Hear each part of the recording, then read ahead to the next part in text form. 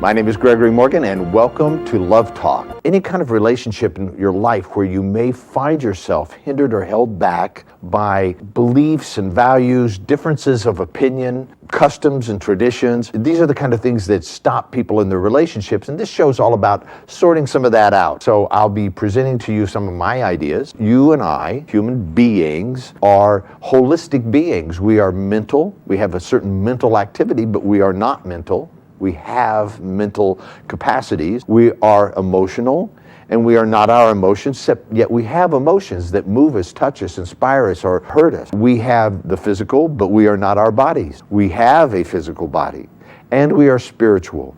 And it may be closer to the truth to say that we are spiritual, but that's not all we are, is it? We're a spiritual being having a physical, emotional, and mental experience. So when one treats any of those areas, it affects all of those areas. And because we're able to do that very quickly now, for myself, I find that it is the most effective therapy that I've ever run into. I have, through my own journey in life, explored many types of therapy, psychology, ontology, and all of the isms, Buddhism, Taoism, many spiritual technologies from the Far East, as well as studied several of the religions. But I wouldn't say that this is a religious practice by any means. It's more of an expression of who you truly are. And when you get to who you truly are, really who you are, then there is a spiritual, energetic experience of compassion and forgiveness and a feeling of being at one with yourself. And you can call that whatever you want. You can call it just simply coming into balance with oneself. But I find no harm in saying that it is a spiritual experience as well as a psychological, emotional, and physical experience as well. My biggest pleasure in working with my wife in the women's workshops is seeing the people that go into the workshop, working with them, seeing them actually have breakthroughs in their lives. The face changes, the posture changes, their attitude towards life changes, how they speak, how they carry themselves, who they see themselves as being in the world is completely altered, just completely changed and altered. There's a transformation, not just a change. You know, a change could come back to the way it used to be. A change is often cyclical, meaning it goes in a cycle like the seasons. And so sometimes we find ourselves coming back to how we used to be. That's a cyclical change, meaning a cycle. But transformation is a change of state. It is a state change, and it happens like that. It may take you 40 years to get there. It may take you 20 years to get there, but when it happens in an instant. And you suddenly see something differently in a way that you had never seen it before. And you can never deny having seen that. You can never go back to that old way of being. You can never go back to those old habits, ways of being, without at least knowing you're selling yourself out. You're giving it something up for an old way of being that's easy and comfortable and staying inside your comfort zone. And that kind of living always has an extreme cost. That kind of living inside one's comfort zone, will always have a cost in terms of one's health. You'll actually have less energy, and you may even experience tiredness and depression or illness. It'll have an effect on your attitude towards life, your emotional states. You won't exactly have a highly developed, excited and turned on outlook towards life. So it'll affect your level of aliveness, what I would call aliveness. It also affects your mental state, because isn't it true that something that is repetitive over and over, that's problematic, that keeps coming up, but then you push it aside, and keeps coming up and you push it aside, and you stay in your comfort zone, you learn to live with the problems rather than overcome them, rather than transcend them, rather than challenge them and grow outside of the problems. There's a tendency when one lives in one's comfort zone to sort of, gloss over it or paint over it or install something new there so that you sort of ignore the fact that you have this issue. So in the workshops that we do, we challenge people to move beyond their comfort zone. If you want to go have a nice, easy, laid back, warm and fuzzy experience, if you want to have a, happy-go-lucky, easy little workshop to do in which you learn a few things and take a lot of notes and go home and tell everybody all the stuff that you learned, this is not for you. This is not the kind of workshops we do. The kind of workshops we do challenge you. They cause you to have to really look at yourself and your life and how you got the issues that you got, but also what's great about you. The things that you haven't explored, the things you've never even looked into or suspected that you could do. We also challenge you to really start to look at those dreams that you've laid aside, those dreams that you thought, no, that's never going to happen, it's too late, that's not going to happen for me, and begin to see that it's never too late and that those dreams could be alive today and that you could actually start right now to live the life that you've always wanted to live. And so those are the kind of workshops we do. We do the seminars and workshops. I do a workshop for men, I think I'll tell you about that, called HIM, H-I-M, and it stands for Honor, Integrity, and Mastery. The men that attend my workshop starts at the level that the advanced women-only workshop starts at. I just start the men right off at high speed because they like to go fast, and men don't. I don't believe that men, I don't know very many men that actually like to sign up and go to workshops, so they don't want to sit around and listen and talk that much. They want to get right into action, like, what is there to learn here? Let's get this done. What do you got? And so with the men, I start them right off at an advanced level, and so they're kind of running instead of trying to catch up with the train, to use a metaphor. Instead of running to catch up with the train, they're running to stay ahead of the train so they don't get run over.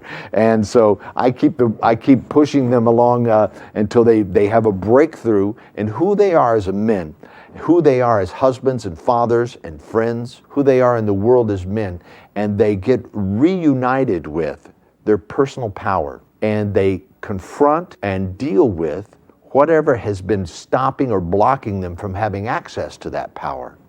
And with that power that they find in their personal lives as men, begin to create a life in which they become the man that they've always wanted to be, the man they always knew they could be, and the man that women love to be around, and that mothers want their daughters to marry, and sons want to be like their dads.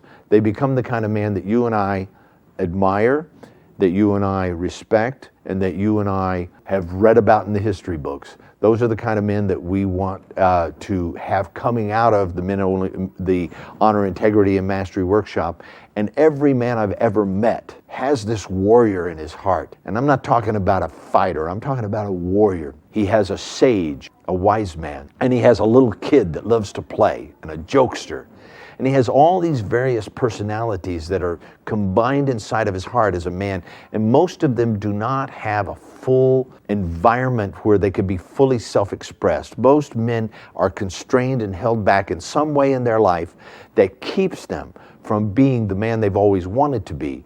And therefore, our sons and our daughters and our wives don't get to have the full self-expression of the honor that it is to be a man, and the integrity that it takes to be a man, and the courage that it takes, especially in this world today.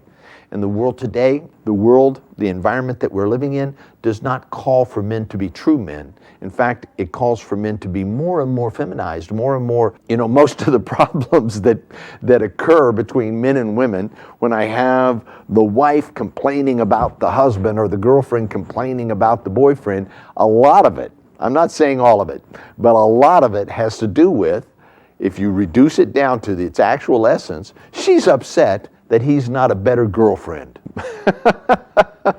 Mostly, women are upset that men are not very good women. They don't act like women, they don't think like women, they don't behave like women, they behave like men, and what's worse is a lot of times the men today are behaving like bad women and unruly men. Somewhere caught between woman and man is this boyishness that never grows up and that never takes full responsibility for being a husband, a father, a leader, not just a leader at work, but I'm talking about being a spiritual leader in your own home. Actually bringing spirit, bringing love, bringing trust into the home from the masculine viewpoint. And for the most part, men are abdicating or giving away those responsibilities to the woman, and then asking her to provide that, and he's busy making a living, mostly going out, building his career, making a living, trying to provide for his family. And so in the Honor, Integrity, and Mastery workshop, just like in the women's only workshop, we work to have people live a balanced life, to come into harmony with themselves, to find out what they're truly here about. What are you truly here about? What's your life for? If everything was handled, money, health, all of that, what would your life be for? This is a good question for everyone to ask themselves. And it's not a question that you necessarily will ever find the whole answer to. It's an inquiry into one's life. If my money was handled, if health was assured, if my success in whatever undertaking that I take on was assured, if I knew that no matter what I chose, I'm going to make it, what would you do? What would your life be about? What would you devote however many years you have left on this planet? What would you devote it to, really? You know, if your kids were grown up and they had their lives were all handled and they were successful at whatever they were doing, what would your life really be about? And I really urge you to look into that inquiry with all of your heart every day. Really, what is my life about? What's it about today? What's it about today? What's it about 5 years from now? What is my life about 10 years from now? You know, I'm turning 60 this year, and I think I'm doing pretty. I feel all right. I'm healthy. I'm in great shape. But the question is still there. You know, I think I'll probably live another 40 or 50 years. I don't see any problem with that medically. There's just virtually no reason medically why I shouldn't. As long as I continue to live a healthy life and meditate and exercise and eat good food, there's no reason, other than an accident or something else happening, why this body shouldn't last me another 40, 50 years. So what will my life be about? What am I going to use that 40 or 50 years for? Listen, I'm not the only one in this position. Today, people watching this show, it is highly likely that you will live to be at least 90, if not 100 years old. You know, back in our parents' day or our grandparents' day, 45 or 50 was old. You know, now it's young. You know, 50 years old is like being 30 by today's standards. And especially the women, have you seen them? They look great. 50-year-old women are looking really good to me. Really, what is your life about and what will you give it for? You know, at the end of your life, what is the thing that you would like to leave for future generations? What would you like to have your grandkids say about grandpa or grandma? You know, grandpa or grandma, they were this kind of person, and this is what they taught me, and this is what I learned, and this is the tradition that they left behind, or the legacy that they left behind. What would you have your children's children live into and become because you were here, because you made a difference for future generations? And if you want to find out more about Embrace Growth and like what we do, our seminars, workshops, we also have books and CDs and DVDs all about having you be empowered in your life to have the relationships and the life that you love, that you're happy to have, that you wake up in the morning excited and turned on about your life. If that sounds impossible, I'm here to tell you that it is not, that we routinely, like every day, get up and go to work and help people to achieve that in their personal lives. So we wouldn't be in business very long if we weren't able to deliver on that promise. And what I'm able to promise is that if you attend one of our workshops, our books, CDs, or DVDs, or in any way participate in the work that we do, the quality of your life is going to improve. It's not some magical formula. It's not something that we do it to you. This is not a, do it to me process. I'll just sit here and passively be healed by you.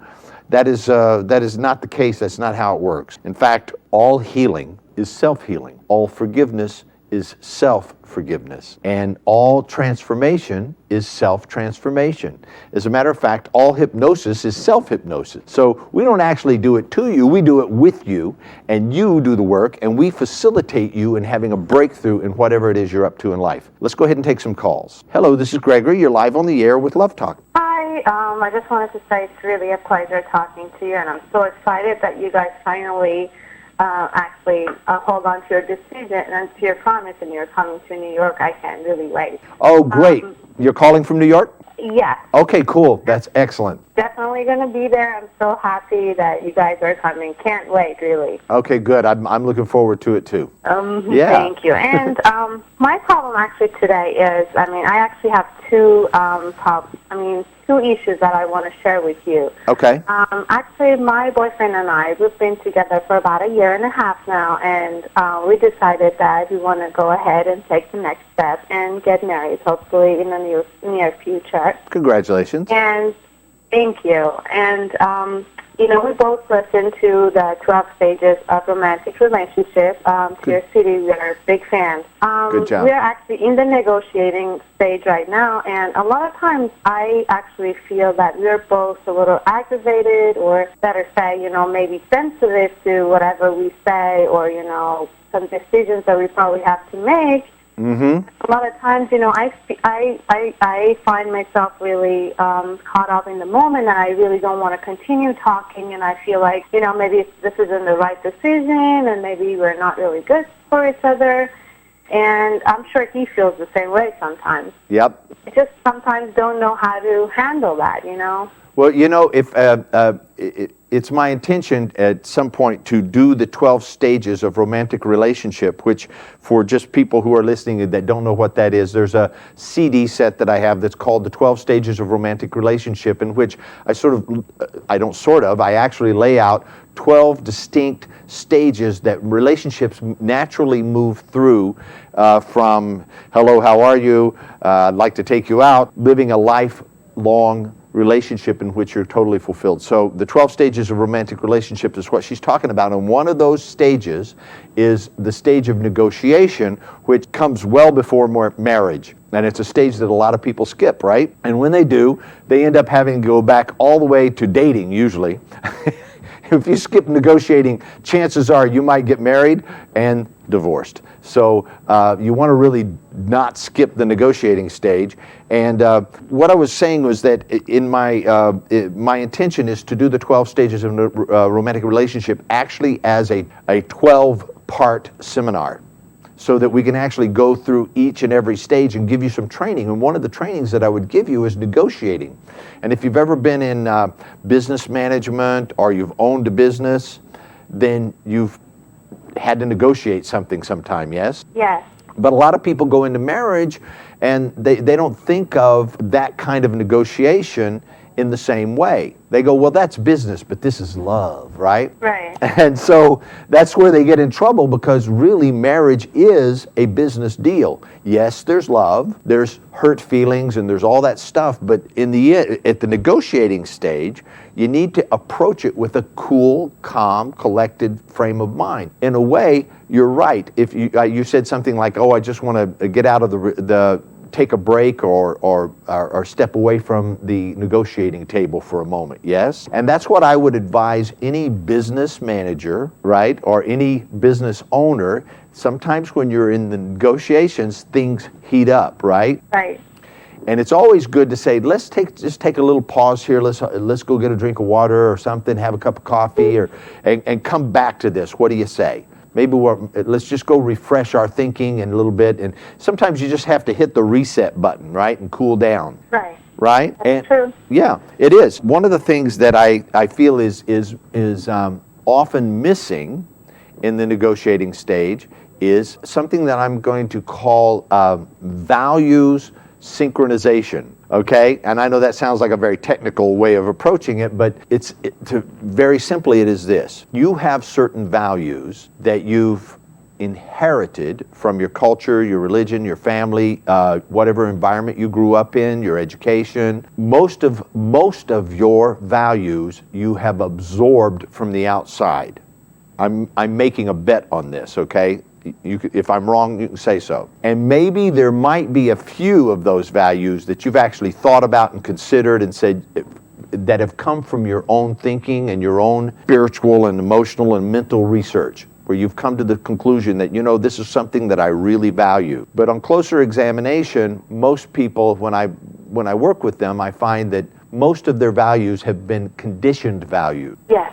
Okay, and then the same is true for him. He has certain conditioned values that he's absorbed through his upbringing. The short version is through his environment as he was being brought up. So he's absorbed certain values, and you've absorbed certain values, and then some of those are negotiable, and some of them are not. Okay, and so what's important in negotiation is to go into the negotiation, each party, knowing what your deal breakers are from the start, okay? It might be, if you become a drug addict, I'm out of here. If you cheat on me, I'm gone. That'll be the end of the relationship. I will file for a divorce and I'll take half of all your money, okay? It might be, so there's certain things that may be deal breakers, and you need to be able to say them clearly and concisely right up front. Everything else, if it's not a deal breaker, that means it's negotiable, right? Yes. You could cut a deal. You can make some kind of a deal, and making deals is an art. It really is an art, and it's unfortunate that so many of us go into something as life-altering as a marriage that involves banking, real estate, your family, his family, kids that aren't even born yet, and their families. Right. What you're about to do will affect future generations even after you're gone. So it would be important to know what are the deal breakers before you step into that, right? Yes. If you were buying a house, you would know exactly what you want and don't want, right? If it doesn't have a garage, I don't want it, right? Or whatever, right? If the roof is leaking and the plumbing's rotting and falling out, I don't want it, Right. Next house, right? So you kind of know what your deal breakers are going into to something as simple as buying a house or a car, but buying, because you really are buying a husband or a wife, you're giving up something, yes? Yes. And the cost is big, what you're giving up. You're going to give up something big to get something even better, hopefully, right? Yes. That's your intent, is to get something even better for this deal that you're making. So that's why it's important to treat it like a business deal, and in other words, to have your cool, calm, collected thoughts, and to try to keep the emotional stuff out of it as best possible. Yes? True, yes. Yeah, so in negotiating with your future husband, I advise you, know what it is that you will stand for and what you will not stand for before you come to the table. And then be willing to be what I would call enrolled. And do you know what I mean by enrolled? I know the meaning, but I'm not quite sure. All right. Well, I'm going to make the distinction because we're in the seminar business, right? My wife and I, we have a business called Embrace Growth, and we enroll people in our seminars, right? So very often we find that people are enrolled, but they're not registered until they sign the form and give us their credit card, and we give them a welcome letter, and they're for sure coming. Do you see what I'm saying? Right. So there's a distinction between enrolled, yeah, I'm going to do it, and no kidding, I'm going to do it, here's my money, right? Right. I'll be there. What time is it, right? That's different. Right now, you're enrolled in this marriage, yes? Yes. The idea is, it sounds like a good idea. You're not registered yet. Right. You're registered when the official says, I now pronounce you man and wife, and the government stamps something on that paper. Then you're actually registered in the marriage. It's a status change in every sense of the word, especially for you, especially for females, because women tend to think of themselves as being married or unmarried, right? Yeah. When we think of women, is she married, is she unmarried, right? Men don't think of themselves that way. I'm just a guy, and I'm married or not married, but that's incidental to us. It's different. It's only important when something inappropriate comes up and they go, no, I'm married, right? Right. But other than that, we're just a guy, and we don't think of ourselves as married or unmarried that much.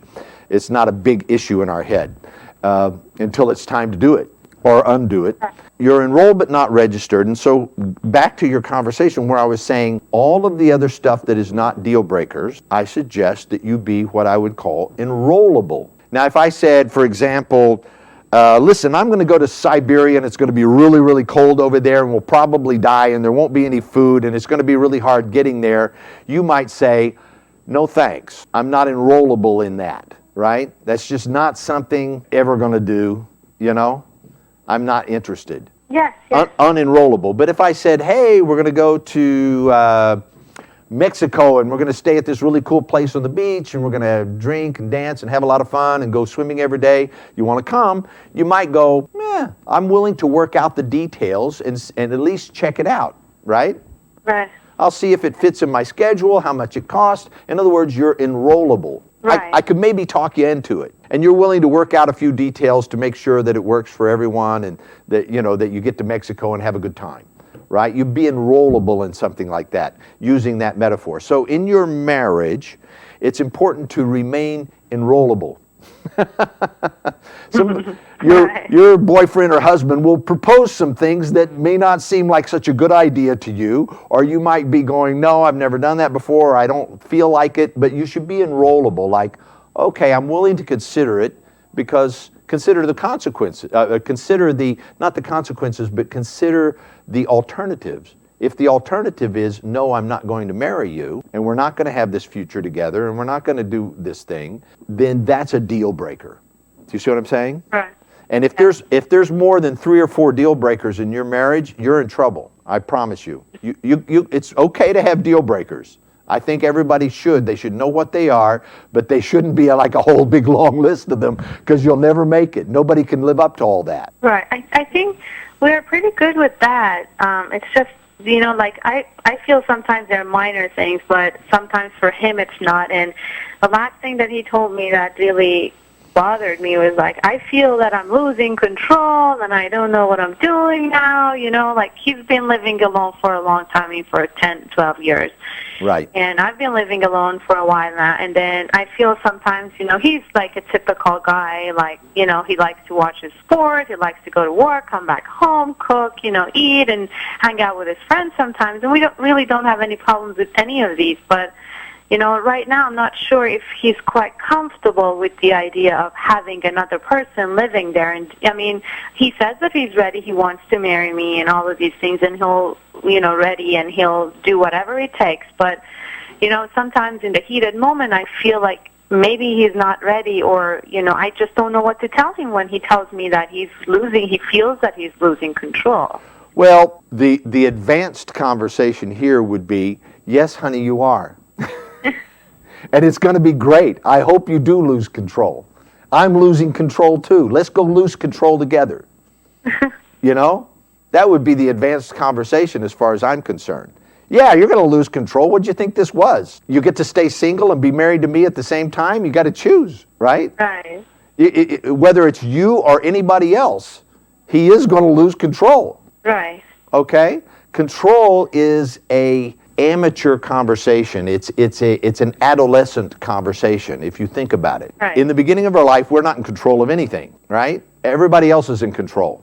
They're telling you what to do all the time, right? Right. Then you get to be a teenager and nobody can tell you what to do. That's an adolescent, right? Right. And then you go around, nobody can tell me what to do, nobody can tell me what to do, nobody's the boss of me, I get to do what I want. But at some point in your life, you're supposed to grow out of that and become more cooperative with people, more like willing to relinquish some of that adolescent, I call it an adolescent will to power. There's no real power in it, it's just willing yourself to be powerful. Do you see what I'm saying? And that's very distinct from actual true power. Because when you step into your power, your true power, as a man and as a woman, you realize that you're not in control of anything. And that's okay, because you realize that you're so powerful that whatever comes up in life, you're going to deal with it appropriately because you have your own self-possession.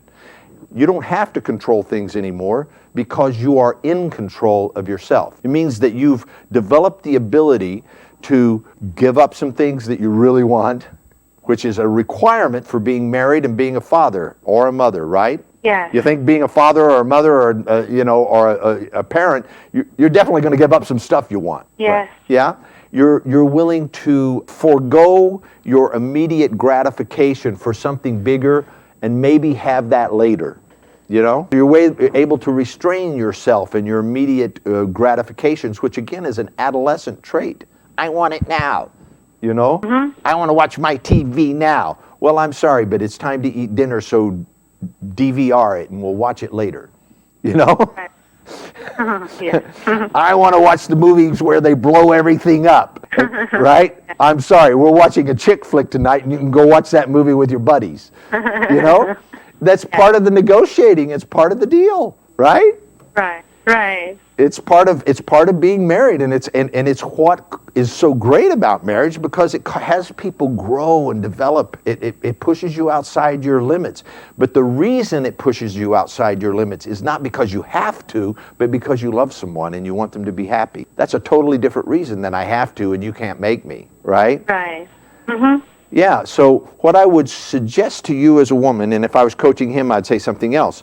But if I was, because from a man's point of view, but from a woman's point of view, when you're negotiating, tell him how you feel. Tell him how I would feel so much better. And I talk about this in the 12 stages, right?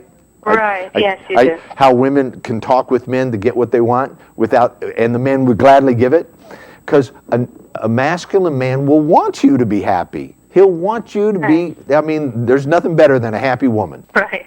Especially if you're married to her. Right. So you definitely want your wife to be happy. When the woman's not happy, nobody gets to be happy, right? And he knows that. He knows that very well. So his job is to make sure you're happy. And your job is to bring your happiness and your goodwill to the party, right?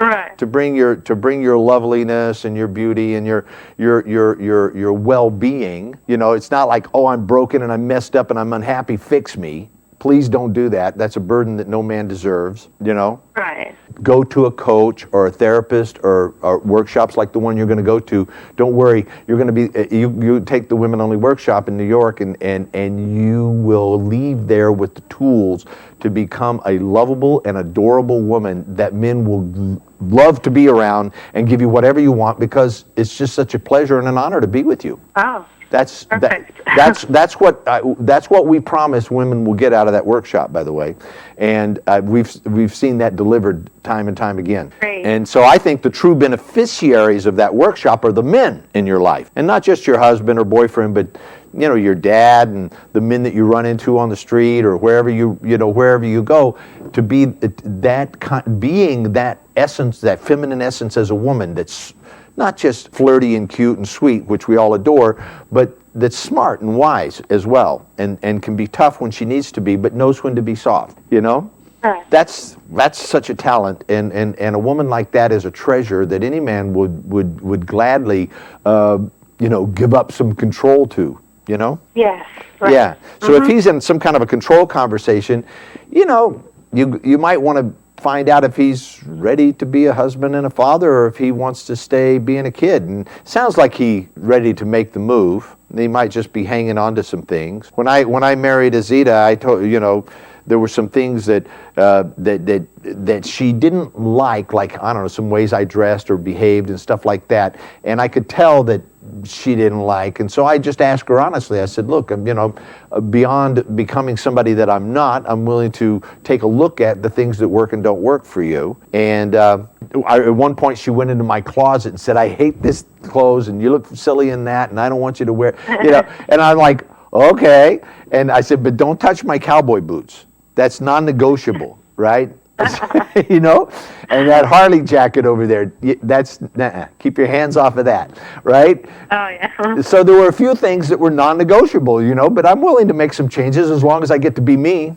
Right. I don't have to control everything all the time, but that's a mature conversation. I'm mature enough to have that conversation. And so, I'm sure that he either is that mature or is wanting to be, if he wants to marry you. Because you sound like you kind of have it together. He is. Yeah. He's actually mature in many respects. He's really mature. But again, sometimes I do feel that he's not sure. He sometimes thinks that maybe you're changing who I am or who I want to be, or these are just some of the things that he says when he's really aggravated. And we have some differences, like some religious point of views that are. Are you from different religions? Well, we are really not, but I am not a religious person. And he is? Or a spiritual person, and he is. Okay. He doesn't practice anything specifically, but yes, he is Muslim, and his family is Muslim. His family is a little bit more religious. My family is not religious at all. Mm-hmm. So these are some of the things, like one of the things for me was I really don't like to advertise any religion in my house, like putting up signs or, you can do whatever you want to do in your spare time, and, please don't expect me to participate because it's not something that gives me peace, but I know it does give him some peace, and I don't have any problems with that. That's one of the really important things to negotiate, isn't it? Religion. Mm-hmm. It's like, how will we raise the kids? Will we raise them Muslim, or will we raise them to learn to meditate and, be spiritual in that way?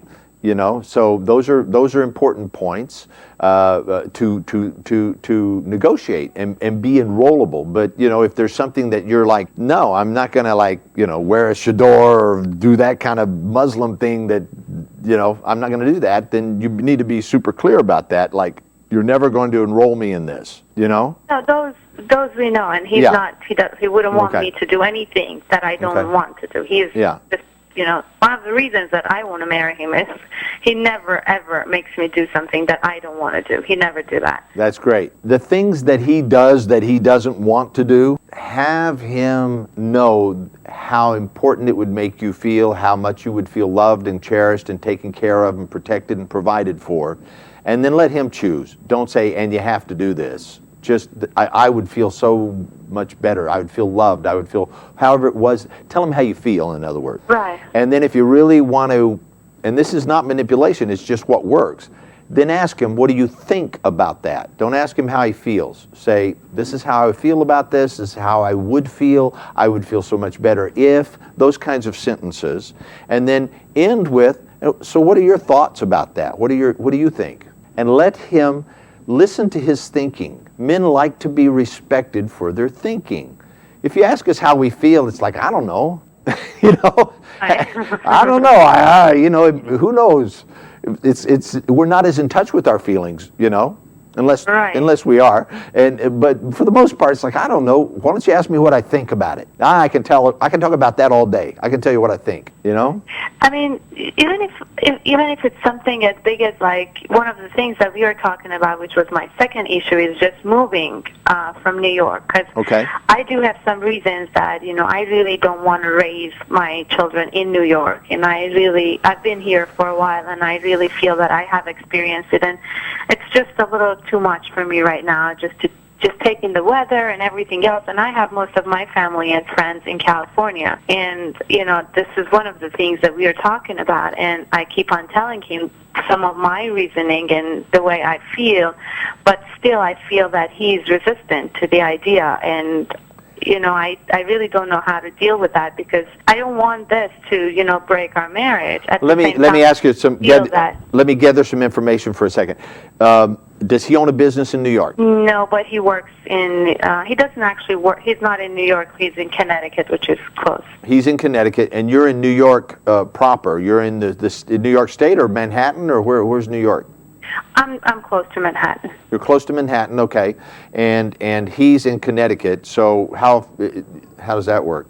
Well, we usually see each other on the weekends and whenever we get a chance. And the plan is for me, because I'm continuing my education, I'm going for my PhD, so the plan is for me to we're still talking, for me to move there, because I do have a job here, but I'm not restricted really. To Connecticut?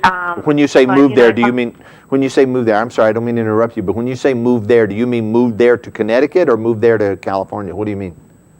See, that's the thing. I'm right at the point where I have to decide, to start applying to different schools for my PhD. And, I'm applying to some school in California and some school in New York and some school in Connecticut until we actually come to a conclusion as to where we actually want to live for the next at least 4 or 5 years.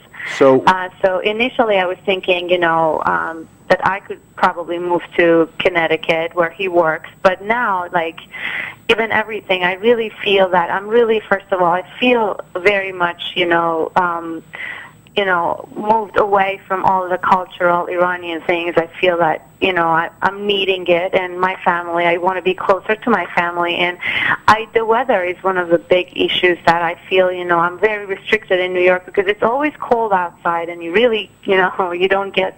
Family is something that's kind of non-negotiable. I want to love and be around my family and participate with my family. That might be in the area of no, I got to have this. I got to be able to be with my family, even if that means I fly back there every 2 months or something, but that's part of my deal. Part of my deal is I get to be around my family as much as I feel I need to, but it may not be I have to move where my family is, because then my advice to you, dear lady, would be marry your husband, not your family. Because one of your choices that you make, and one of the symbolic acts that families do when the father walks the daughter down the aisle and gives her to the husband is literally, I'm leaving the family to marry this man. So you will become a part of a household that will be yours to create your own family. And so I'm saying, marry the man, marry your husband, and divorce your family. And divorce doesn't mean cut off, like I'm not with you anymore, but your alliance, your loyalty, your first priority must be your husband, or you won't make it. If your priority is your parents that are half a continent away, you're not ready to get married. You're still a little chickie in the household then. If you're really ready to be married, then marry the man you're going to marry and tell your family, I'll see you whenever I can, but this is my man here. And also the other thing that I would point out to you, thanks for bringing the richness of this conversation. Really, it's great. The other thing that I would like to point out is that while I encourage you, no kidding, please don't hear anything that I'm about to say as any kind of discouragement or disempowerment of you getting your PhD. I think you should absolutely get your PhD. However, and you hear me talk about this, do you want to be the provider and protector in the family? Is there only going to be one? No, I will work because I have to work, and I've studied a lot. I've been, I have a lot of degrees, and I really want to work and be a career woman. But I basically want to be a mother and a wife and a career woman, not a career woman who wants to be a mother and a wife. You know what I mean? That's not my priority. But, I would never feel accomplished, and I would never feel really happy unless I have a good job. I understand. In the field that I'm really interested in. Well, let me ask you this, though. The person. You kind of described it, and I want to just make sure that I heard you right. Do you want to be a married woman with a career, or do you want to be a career woman with a marriage? No, I want to be a married woman with a career. Okay. If you want to be a married woman with a career, listen carefully. You need to marry first and be married to the man you're married to, and your career comes second. Definitely. That's the choice that if that's your deal, okay, if that's who you are and that's who you say you are, you need to find a school in Connecticut so you can be married to the man you're married to, or else enroll him and register him in California. Do you know what I mean? That's what I'm trying to do, yes. Enrolled and registered. He has to be enrolled and registered, meaning he's got to sign a lease over here or a mortgage or something. You know what I mean? Right, yes. How you know you're registered is you've got it in your calendar and your checkbook, right? That's how you know you're registered. That's how I know when somebody's registered in one of my seminars or they've registered for an appointment with me, is it's in their calendar, there's a date and a time and a location, and it's in their checkbook. They gave me money, right? So that's how you know you're registered. So you need to enroll him and register him in California if that's your deal, and that's what you want to make. That's the deal you want to make. And look, you may say all these things are negotiable. He may say, I can't do that for at least 2 years. Okay, I'll go to school here in Connecticut, or so that we can be together and start our marriage and start a life together. However, I don't want to have children until I get my PhD. You may say it like that, and I don't recommend that you do, by the way. If you're a PhD and raising a kid do not go together well as far as I'm concerned. Okay, one of them is going to suffer a lot, and a new marriage would be a third element, and that would suffer a lot as well. So, as you know from my 12 stages of romantic relationship, one of the stages is the first year, right? Yeah. Moving in together is a stage in and of itself, and the first year. Those are extremely challenging times. It is an upset. When you move your stuff out of wherever it is you live now, your medicine cabinet and your drawers and where you park your car and you put your things and your dishes and stuff, and you take all of that and box it up and go put it somewhere else, that's upsetting. Right. It's an upset to your, right? It's an upset.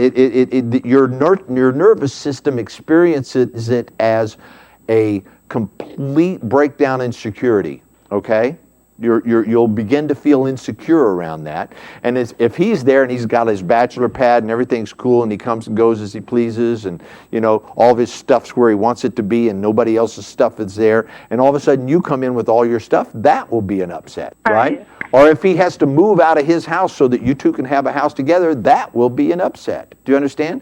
Now, it doesn't have to be a problem. It's just it upsets the norm, and our automatic way of being as a human being is to seek security and to eliminate threats. That's what we're programmed to do. Do you understand? Yes. So if you occur as a threat, or if he occurs as a threat to your security, do you see how that can cause problems in the first year? Yes. Like the person I just married is now an upset for me. Yes. Right?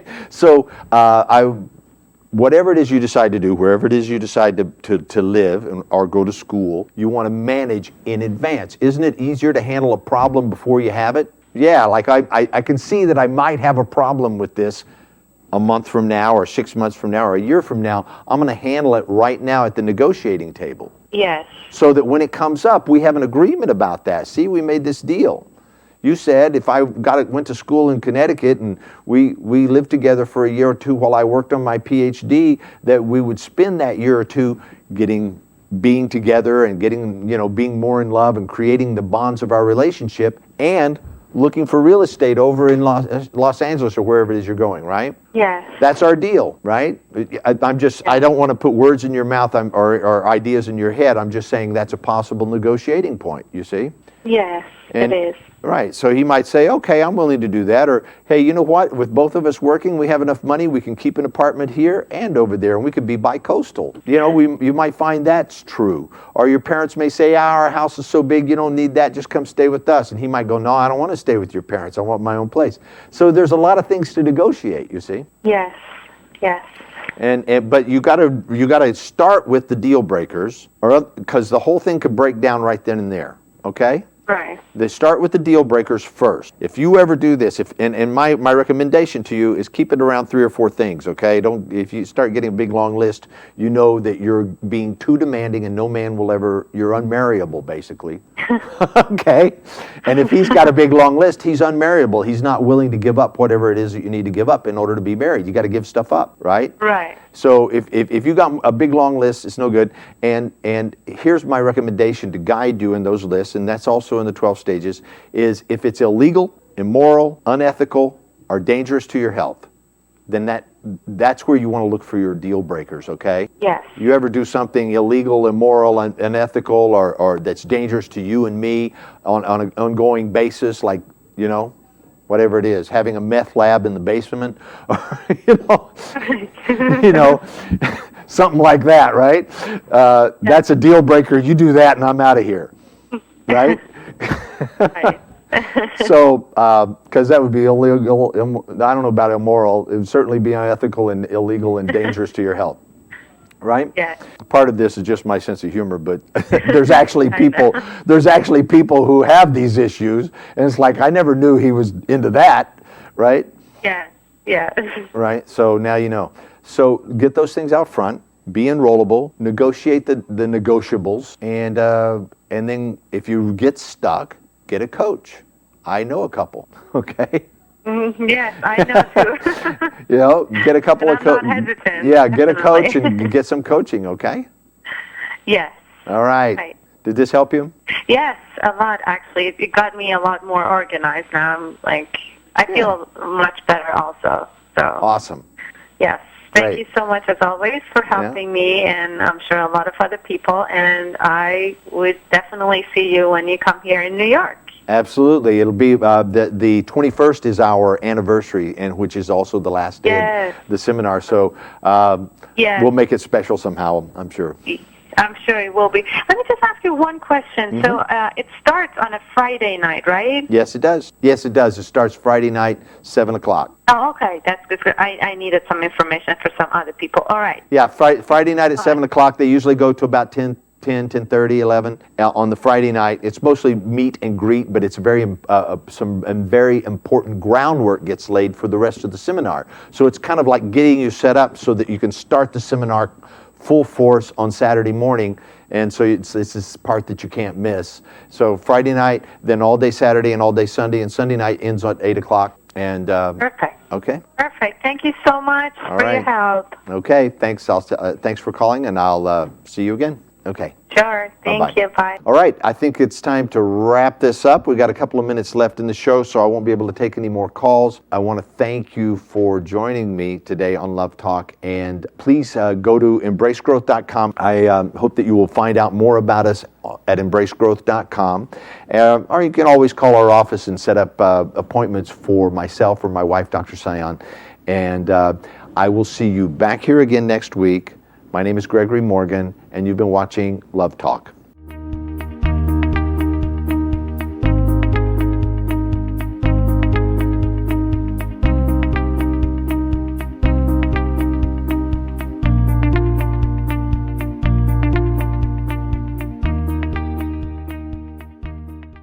Welcome to the Embrace Growth app. There's a new way to communicate and join in. Create your free account online and sign into the app. Manage your profile on the go and choose between English or Farsi. Register for events and schedule appointments more easily than ever. Stream audio, video, and download books all over Wi-Fi or cellular. Sign up for workshops and seminars right on your phone. And access your audio and video library in the palm of your hand. Take your favorite lessons from Dr. Azita Sion and Mr. Gregory Morgan with you. Download it today on the App Store.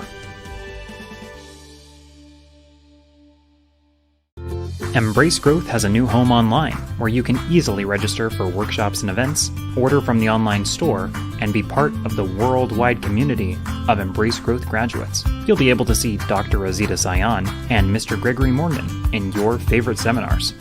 Visit us today at embracegrowth.com. A haven for the weary soul, a source of inspiration and community, redesigned to bring you meaningful experiences and unforgettable events. We are a worldwide community of vibrant individuals, displayed in the people who are a part of it, from many nations, backgrounds, and beliefs. Through powerful outreach programs, the struggles of everyday life are confronted and conquered, transforming those who participate into the best versions of themselves. One-on-one sessions are available to keep you headed in the right direction, coupled with the best resources to remind you how to live, whether at home or elsewhere. Programs designed for men, providing the building blocks of maturity, commitment, integrity, and leadership, paving the way for productive and fulfilling manhood. Beyond an understanding of masculine leadership is its application in daily life and development into something truly unique. Exclusive training for women, encouraging growth and empowerment through an acceptance of their true identities, redefining interactions, and changing the viewpoint through which life is seen. Embracing the woman within and accessing facets of your personality hidden beneath the surface. Showing our youth the value of integrity and reliability by creating an indwelling desire to succeed with honor, basing the future on a solid foundation of ideals that will guide them through life, leading by example, and showing others how to clearly convey their thoughts in a compelling way, creating a culture of mature leaders who can help others achieve self-confidence and their goals. Real people and real lives are changed for the better. With every event, more are touched and come to an understanding of their place in this world and their community. Embrace Growth is run by a passionate team and led by the diligence and inspiration of Dr. Azita Sion and Mr. Gregory Morgan, who consistently teach life lessons based on what works, rather than the passing fads of the times.